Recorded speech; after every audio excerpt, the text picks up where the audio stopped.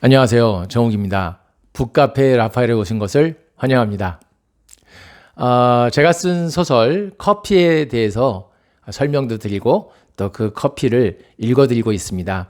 기억하고 계시죠? 커피는 마실 수도 있지만 소설 커피를 읽을 수도 있습니다. 소설 커피를 읽으실 때 커피와 함께 한다면 더욱 좋지 않을까요? 혹시 말이죠. 인류 최초의 철기 문명 히타이트라고 들어보셨습니까? 예전에 세계사 시간에 배우신 분들도 있을 겁니다. 제가 말이죠. 이렇게 많은 나라에 거주하고 또 여행도 하다 보니까 이런 생각을 해봤어요.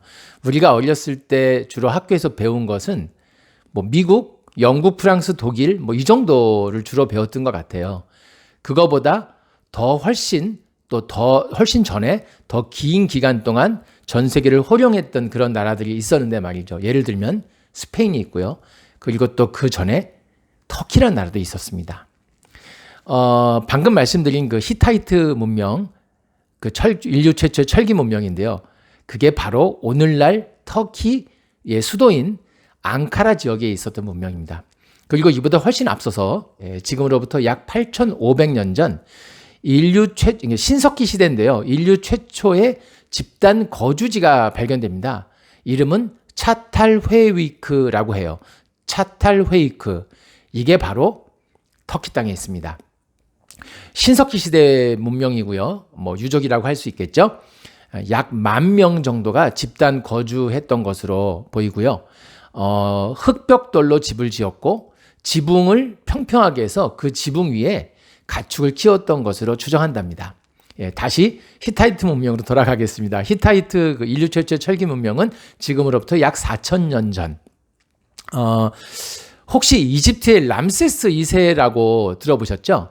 람세스 2세가요, 바로 히타이트로 쳐들어가요. 그러니까 오늘날 터키 땅으로 쳐들어간 거죠. 근데 당시에 히타이트의 그 철은요, 금보다 무려 5배 이상 비쌌다고 합니다. 안 믿겨지죠? 그런데 이 히타이트의 무아탈리 2세라는 왕이 금보다 5배나 비싼 철로 만든 무기를 갖고 이집트 람세스 2세에 맞습니다. 그리고 승리해요. 그리고 히타이트와 이집트가 서로 조약을 맺습니다. 일명 카데시 조약이라고 하고요. 조약 내용 중에는 이런 것들이 있답니다. 서로 공격하지 말자. 네, 그리고 누군가가 어떤 다른 제3자로부터 공격을 받았을 때는 서로 도와주자. 어쩌면 인류 최초의 상호 공동 방위 조약이 아니었나 생각해 봅니다. 네, 이러한 것들이 알려지게 된 것은 20세기 초에 이에 관련한 내용을 기록한 점토판이 발견되었기 때문입니다. 그리고 이 히타이트의 상징은요, 당시에 독수리였다고 해요. 그래서 그런지는 몰라도 이후 유럽의 많은 크고 작은 왕국들의 어떤 휘장이나 또는 방패 문장이라고 하죠. 이렇게 군인들이 들고 전쟁터에서 군인들이 사용하는 방패 있지 않습니까? 이렇게 밑에는 뾰족한 모양이라든가 이런 방패, 그런데 안에 문장을 새겨 놓는 거예요. 그 방패 문장들에 독수리가 많이 나타나죠. 그리고 유럽의 영향을 많이 받은 그 미국을 상징하는 동물도 독수리라는 게 어쩌면 히타이트와 관련이 있다라고 볼 수 있겠습니다. 네, 그리고 오늘 읽어드릴 내용 중에는 카페트에 대한 이야기가 나옵니다. 카페트를 처음 사용한 사람들은 누구일까요? 그 중국 놈들이 갑작스러운 오랑캐다 해서 갑작스러울 돌, 오랑캐 걸, 돌걸이라고 불렀던 바로 투르크 또는 튀르크 또는 영어식으로 하면 터키가 되겠죠. 바로 예전에, 그러니까 오늘날의 터키 민족은요, 실제로 예전 투르크 사람들과 서양 사람들이, 유럽 서양인들이 혼혈된 모습이라고 볼 수 있어요. 실제로 터키에 가보면은요, 완전히 그 북유럽 같은 사람, 뭐 금발에 파란 눈도 있고, 그리고 좀 남유럽 형태의 모습도 있고, 그리고 또 아랍인들의 모습도 있고, 또 어찌 보면 동양인들의 모습도 있고, 이렇게 굉장히 다양하게 인종이 섞인 새로운 터키 민족을 만들어졌다, 이렇게 볼 수 있겠습니다. 그런데 아주 예전에, 그러니까 오늘날의 터키가 만들어지기 전 예전 유목민 투르크가 그 이동식 천막 주택을 사용하지 않았습니까? 오늘날에도 몽고에서는 그런 것을 사용하잖아요. 그 이동식 천막 주택을 게르라고 합니다. 그 게르 안에서 이렇게 깔아놓고 그 위에 앉고 또 눕고 하기 위해서 깔아놨던 것, 그것이 바로 카페트 시작이었다고 합니다. 그게 이제 추후에 이 투르크 사람들이 오늘날 터키 땅으로 이동하고 혼혈이 시작되고 또 그러는 과정에 이슬람교를 받아들이고 이러면서 이슬람, 우리말로 표현하면 뭐 교회라고 할까요? 아니면 그 이슬람 모스크라고 합니다. 그 이슬람 모스크 안에서 기도할 때 그냥 그 맨바닥에 뭐 앉거나 무릎을 꿇거나 절을 하면은 좀 딱딱하고 차갑지 않습니까? 그래서 거기에 카페트를 깔기 시작했다. 그러니까 이슬람교에서 많이 사용하는 그 카페트가 사실은 예전에 고구려 이웃이었던 투르크 사람들이 사용하던 것이었다. 이렇게 이해하시면 되겠습니다. 카페트뿐만이 아니라 또 유목민들, 그러니까 예전 투르크 사람들이 말을 탈 때 편리하게 착용할 수 있는 의복 중에 하나가 조끼였다고 해요. 조끼. 주머니도 있고 이런 조끼 있죠. 네. 이 조끼가 유럽으로 전해졌다는 것은 바로 투르크 사람들이 서쪽으로 이동해서 오늘날 터키 땅으로 들어왔고 혼혈이 시작됐고 그런 과정에 유럽으로 전달되었다라고 보시면 되겠습니다. 뿐만이 아니라 자켓 같은 것도 원래 처음 사용했던 사람들이 바로 투르크 사람들이었다고 해요. 이 자켓이 유럽으로 전해지면서 뭐 자켓이라든가 트렌치 코트 같은 것으로 발전되었다고 합니다. 네, 그리고 터키는 또 그 유목민이었기 때문에 양젖으로 다양한 것들을 만들었겠죠. 그래서 치즈를 굉장히 다양하게 만드는 사람들이었고 또 그 외에도 우리가 아는 그 페스트리 빵 있죠. 정말 군침이 도네요. 이 페스트리 빵을 처음 만든 사람들도 바로 터키 사람들입니다. 네, 오늘 내용 시작하겠습니다. 오늘은 108페이지부터 시작하겠습니다. 슐레이만과 록셀라나. 폐하, 저는 알렉산드라 라 로사라고 합니다. 이브라임 파샤께서 오늘 밤 폐하의 침실에 들라고 했습니다. 스페인 왕 까를로스 1세가 합스부르크의 왕을 겸했고 합스부르크의 자신의 동생인 페르난도를 파견한 후부터 합스부르크가 부쩍 용감해졌다는 생각을 골똘히 하고 있던 슐레이만은 깜짝 놀라 고개를 들었다. 뭐라 했소? 그대 이름이 알렉산드라 라 로사입니다. 간단히 록셀라나라고 부르셔도 됩니다. 슐레이만은 터키 역사상 가장 넓은 영토의 황제이고 세상 군주들에게 왕위를 나누어 주는 위대한 술탄이며 이슬람 세계의 최고 지도자인 칼리프였는데 그의 말이 채 끝나기도 전에 당돌하게 대답하는 록셀라나가 전혀 거슬리지 않았다. 그녀는 뛰어난 미인은 아니었으나 매우 우아했다.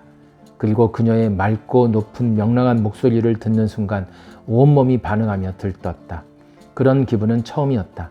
술탄으로서의 체면을 유지해야 한다는 이성을 잃어버린 듯 말이 튀어나왔다.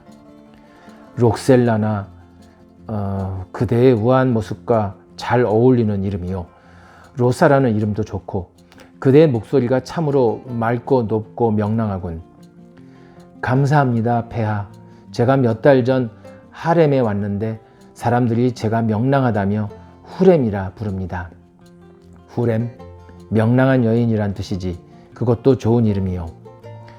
슐레이만은 자신의 의지와는 상관없이 자리에서 벌떡 일어나 록셀라나에게 다가갔고 그녀의 눈을 바라보며 손을 잡으려다 멈칫했다. 그녀의 에메랄드빛 눈동자가 너무 아름다워 함부로 다루고 싶지 않았기 때문이다. 여기 이 로사 다마세나 옆 카페트 위에 앉으시오. 후렘 록셀라나.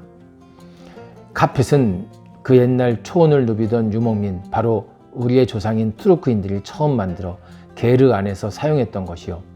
서쪽으로 이동하며 셀주크 제국을 세웠고 이슬람교를 받아들이며 모스크에서 기도하고 절할 때 카펫을 사용하게 되었어. 그리고 우리 오스만 제국의 장인들이 여러 방법으로 발전시켰는데 지금 이 카펫은 비단과 대나무를 섞어 만들었어요. 자, 한번 봐요. 이렇게 또 저렇게. 그렇지. 어때요? 보는 각도에 따라 색깔이 변화하지요? 네, 폐하, 정말 그렇습니다. 색깔이 변화하는 것이 마치 사계절의 변화 같기도 합니다. 어떤 술탄이냐에 따라 수십 명에서 수백 명에 이르는 여인들이 하렘에 거주하는데 그들은 그저 술탄에게 봉사하고 아이를 낳을 뿐 자신의 생각을 표현하지 않았다. 그런데 록셀라나는 달랐다. 당돌할 뿐만 아니라 자신 있게 의견을 말했는데 바로 이 점이 슐레이만의 마음을 설레게 했다. 록셀라나, 로사라고 불러도 되겠지. 이름 두 개가 모두 친근한데 여기 이 로사 다마스나 꽃 때문인지 로사라는 이름이 더 어울리는 듯하오. 네, 폐하, 로사라고 부르소서. 제 아버지는 그리스 정교의 사제입니다. 그래서 많은 사람들이 저를 로사라고 불렀습니다. 로사, 후렘 로사. 우리 오스만 제국에는 그리스 정교, 가톨릭, 또 유대교도 있지만 이슬람교가 가장 중요하오. 더군다나 나는 이 세상 이슬람 국가들에 사는 모든 무슬림들의 최고 지도자인 칼리프직을 맡고 있는데 당신은 스스로 당당하게 그리스 정교 사제의 딸이라고 말하는군. 폐하, 이슬람교를 믿는 무슬림, 그리스 정교 신자, 가톨릭 신자, 그리고 유대인까지 모두 동일한 유일신을 믿고 있습니다. 종교에 따라 또 언어와 문화에 따라 유일신을 부르는 방법이 다를 뿐이지요. 심지어 가브리엘 대천사도 동일하지 않습니까? 성모 마리아에게 예수 그리스도의 수태를 알린 천사도, 이슬람교를 창시한 마호메트에게 계시를 전한 천사도 모두 가브리엘 대천사였지요. 하하, 그래요. 소식을 전하는 가브리엘 대천사가 공통이지요. 그런데 로사, 당신은 공부를 많이 한 것 같군. 나는 당신과 대화하는 게 매우 즐겁소. 감사합니다, 폐하. 잠깐만, 로사, 부탁이요. 이제부터 나를 폐하라고 부르지 말아요. 슐레이만이라고 불러주기 바라오. 네, 슐레이만. 록셀라나는 단 1초도 머뭇거리지 않았다. 맑고 높은 명랑한 목소리로 오스만 제국 황제의 이름을 불렀다. 온 유럽을 벌벌 떨게 만든 대오스만 제국 황제의 이름을. 슐레이만은 또다시 온몸이 반응하며 들뜨는 것을 느꼈다. 그녀의 에메랄드빛 눈을 바라봤는데 갑자기 몸이 뻣뻣해지며 뜻대로 움직이지 않는 것 같았다. 슐레이만의 눈을 마주 바라본 록셀라나도 마찬가지였다. 공간의 압력이 그들을 짓누르고 있었다. 부자연스러운 몸이 답답했던 슐레이만은 구부리고 있던 다리를 억지로 펴다가 자신의 발끝이 록셀라나의 발끝에 아주 살짝 닿는 것을 느꼈다. 그 순간 그들을 짓누르던 모든 압력이 공간으로부터 빠져나갔고 비로소 그들의 몸이 자유스러워졌다. 로사, 당신을 함부로 대하고 싶지 않아요. 하지만 내 자신을 주체하지 못하겠소. 아무래도 그대에게 푹 빠져버린 듯 아마도 나는 무입비가 되어버린 것 같아요. 여기서 잠깐 알려드리겠습니다. 무입비는 사랑에 미친 남자라는 뜻입니다. 다시 본문 읽겠습니다. 고급 카펫 옆 로사 다마스나의 붉은 색깔이 록셀라나의 하얀 얼굴을 붉게 물들게 했고 그녀의 에메랄드빛 눈동자와 환상적인 조화를 이루었다. 로사, 여기 이 붉은 로사 다마스나 때문인지 당신의 얼굴이 빨갛게 물들었는데 당신의 에메랄드빛 눈동자 안에 당신의 생각은 어떠한지 궁금하오. 록셀라나는 몸을 돌려 일으키더니 나비처럼 사뿐히 슐레이만의 무릎 위에 올라앉았다. 그리고 두 팔로 그의 목을 감싸 안으며 속삭였다. 슐레이만, 바로 이게 저의 생각입니다. 서로를 만졌다. 부드럽게. 치렁치렁한 옷을 벗어던졌다. 자유롭게. 슐레이만이 록셀라나의 손가락 끝과 마디, 손목, 팔꿈치와 어깨 그리고 목덜미를 부드럽게 만질 때 록셀라나는 슐레이만의 탄탄한 근육질 몸매를 쓰다듬고 만졌다. 아슬아슬한 입맞춤에서 달콤한 입맞춤으로, 가벼운 포옹에서 깊은 포옹으로 한 몸이 되어 달리다가 낭떠러지로 떨어지는 듯한 느낌이 들면 서로의 눈을 마주보며 에로틱한 숨결을 내뿜으며 힘을 내어 올라갔다. 정상이 어디인지도 모를 높은 곳에, 뜨거워 나른해지는 그곳에 한참 동안 머물렀다. 슐레이만은 곤히 잠든 록셀라나를 잠시 바라보더니 침실을 빠져나왔다. 내실에 대기하고 있던 환관에게 말했다. 이브라임 파샤를 모셔오라. 그리고 얼마 전 도착한 에티오피아 고산지대 커피를 준비하라.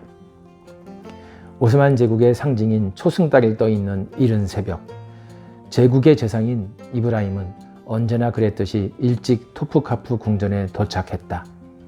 첫 번째 문인 황제의 문을 통과한 후 예니체리 쪽을 잠시 바라보며 흐뭇한 미소를 지었다. 두 번째 문인 평화의 문 앞에 이르자 말에서 내렸다. 평화의 문은 황제 외에는 아무도 말을 타고 통과할 수 없기 때문이었다. 문을 통과한 후 빽빽이 심어진 사이프러스 나무 사이를 걸으며 그날 업무에 대해 생각하고 있는데 환관 한 명이 헐레벌떡 뛰어왔다. 파샤, 언제나 그러셨듯이 오늘도 이른 새벽에 도착하셔서 정말 다행입니다. 황제께서 찾으십니다. 술탄께서? 아직 일어나실 시간이 아닌데. 알았네, 내실로 가지. 세 번째 문인 행복의 문은 술탄과 가족, 술탄의 여인들, 그리고 환관 외에는 출입이 금지되어 있으나 슐레이만의 가장 친한 친구인 이브라임은 예외였다. 행복의 문을 통과하여 거침없이 황제가 거주하는 건물로 들어섰다. 황제가 다니는 통로인 황금길을 지나 외실을 통과한 이브라임이 내실에 들어서자 모래판 위에 커피를 바라보고 있던 슐레이만은 벌떡 일어나 이브라임을 가볍게 포옹하며 말했다. 이브라임, 아니 어떻게 벌써 도착했나? 내가 황관에게 지시한 지 얼마 안 되었는데 자네 혹시 요즘에도 새벽부터 나와서 업무를 보고 있는 것인가? 슐레이만, 위대한 황제이자 술탄이며 칼리프인 자네를 위해, 나의 가장 존경하는 친구인 자네를 위해, 그리고 우리 오스만 제국의 영광을 위해 내가 해야 할 일이 너무 많아요. 난 감사하며 즐겁게 일하고 있다네. 이 사람아, 내 여동생 하티제가 외로울까봐 걱정되어 하는 말일세. 하하하. 걱정 마시게. 그런데 슐레이만, 자네는 어찌 벌써 일어났는가? 어젯밤 자네 침실에 든 폴란드 여인이 마음에 들지 않았는가?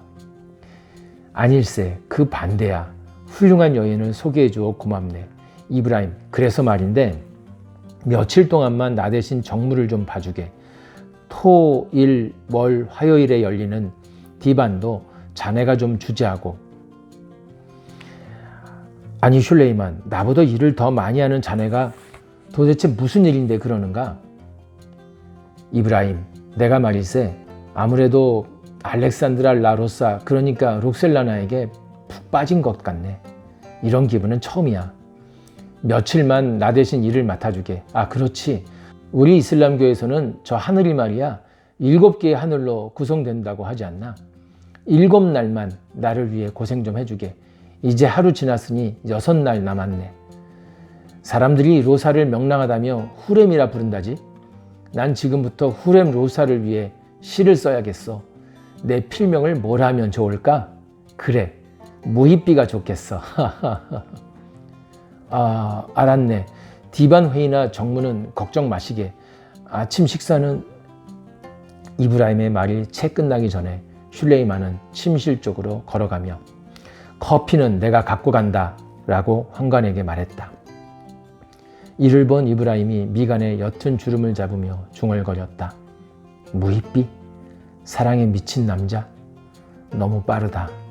신중한 슐레이만이 이렇게 빨리 여인에게 빠져버리다니. 저 폴란드 여인은 그리 아름답지도 않은데. 몽고족이 세운 크림 칸국이 로하틴을 침략하여 노예 사냥하며 저 여인을 크림 칸국으로 끌고 갔고 노예 시장에 내놓은 것을 내가 사들여 하렘으로 데려왔는데 혹시 너무 똑똑한 것인가? 하렘에 똑똑한 여인이 있으면 정치에 도움이 되지 않을 텐데 우리에겐 할 일이 많지 않은가?